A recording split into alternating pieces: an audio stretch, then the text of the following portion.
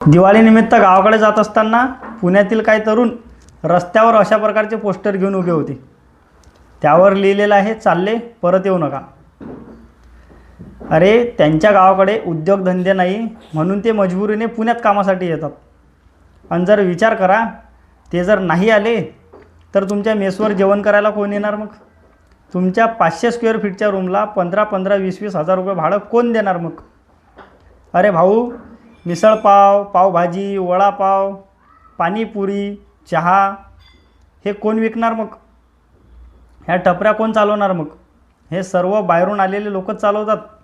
मिसळपाव, पावभाजी खायला तुम्ही कुठं जाणार? मग या बाहेरून आलेल्या लोकांमुळेच पुण्याची अर्थव्यवस्था जिवंत आहे. कामगार, विद्यार्थी, खानावळीवाले, IT इंजिनियर्स, ॲटोवाले, डिलिव्हरी बॉईज हे सर्व मिळून बनतं एक पुणे. पुणे म्हणजे फक्त काही शनिवारवाडाच नाही. पुणे म्हणजे फक्त जुनी संस्कृती नाही.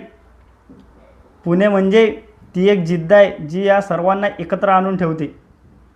म्हणून विचार बदला, रिस्पेक्ट द्या त्यांना पण, बाहेरून आलेल्यांना. ते पण आपलेच आहेत, परके नाहीत.